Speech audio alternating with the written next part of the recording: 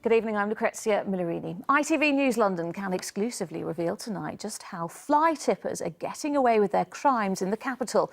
They litter our streets with their filth, tip waste in open fields and blight our open spaces, and yet so few are successfully prosecuted, and the scale of the problem is staggering. Overall, there were just under 250,000 reported cases of fly tipping in the capital last year, and yet only 322 prosecutions. Top of the list of shame is Haringey, not only in London but in the country, with a record near 40,000 fly tip reports, but yet only 11 prosecutions. Well, first report tonight is from Ria Chatterjee, who's been in Haringey, the grot spot of Britain. This might look like a waste site, but it's just a side street. And this heap appeared overnight. Kenny Wilkes is picking through it for clues. This has got somebody's name and address actually on it. So that's evidence? Yeah. And it's an address in Haringey. The team says this is one of the worst cases they've seen. We would take this person to court. There have only been 11 prosecutions. That doesn't send out a very good message, does it? Someone has spent a lot of time dumping that stuff. Who saw? Nobody. But if someone was able to say there was a van that parked up, I don't know, on Sunday evening, and this is the registration number, that's the kind of information that would enable us to get a lot more prosecutions. A few miles away in Knowle Park, Rochella Sinclair takes me on a rubbish hunt. Rubbish begets rubbish. We end up at the friendship tree, meant to be a symbol of community spirit. But the roots aren't looking too great. It's an everyday thing. It's quite depressing, just walking past piles of rubbish all over the place. Have a campaign and go around in all the different languages. We're a very diverse community, and talk to people and help people understand why it's a good thing to call the council when you've got a mattress that you want to get rid of. This is Knowle Park on its worst days, captured by frustrated residents. It's a far cry from the piles of rubbish on the industrial estate, but leaving even small items on the pavement could land you a £400 fine. Haringey Council says they hand out around 10 fixed penalty notices a week. Fly tips, they appear, you pick them up. That's a simple solution. We need to start looking at more strategic solutions to these. And as I said, it's a transient borough. Some of the fly tipping is coming from those from outside of the borough, running illegal businesses. They give me 10 quid, give me 20 quid. They'll come and dump it in places where they know the council will pick it up. The council is now planning to slap a charge on collecting bulky waste. Haringey tops the list of Britain's fly tipping hotspots. Could the situation get even worse?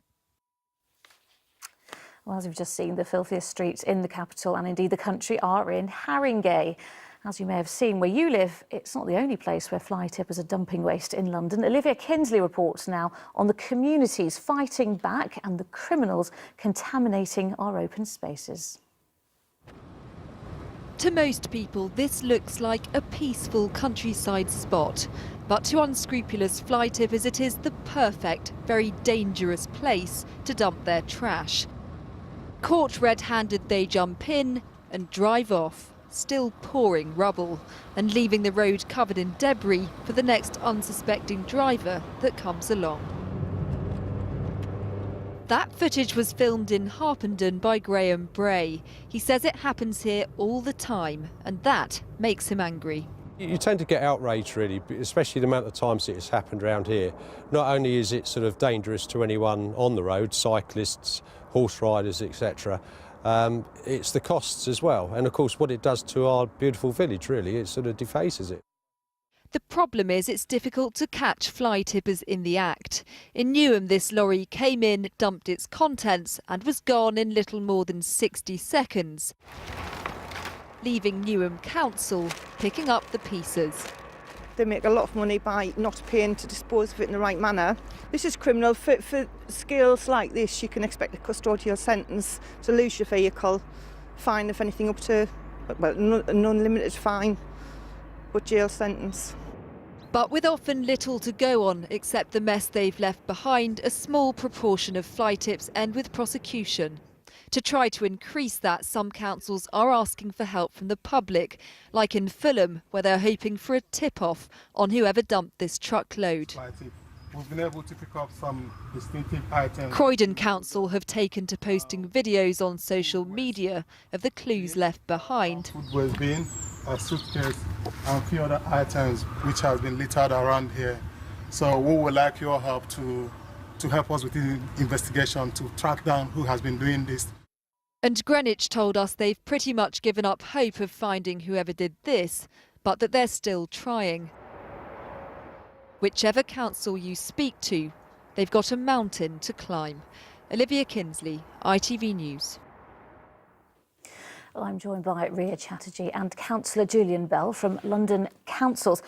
Ria, let's just chat to you first of all. You spent the whole day in Haringey. It's Britain's grot spot, not just London's. And we heard in your report that a lot of this is caused by rogue traders and knocking on people's doors, and they say they've got waste to dispose and they're dumping it illegally.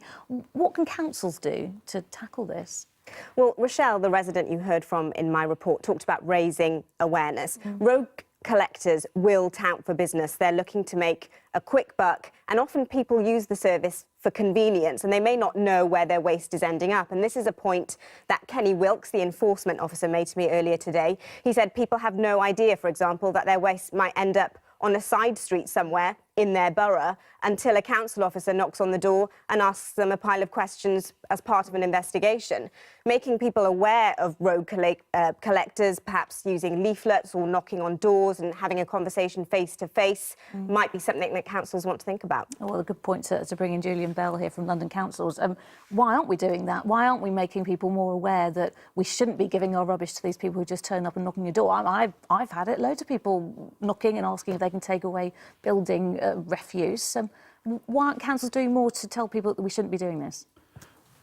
We are doing it. I think we're probably a little bit behind. We should be doing it more. Yeah. But certainly what we're doing in Ealing, my council, is we're actually encouraging residents to make sure that when they have waste to dispose, that they've checked that the person that's going to come and take it away has got a licence. You can check that on the environment website.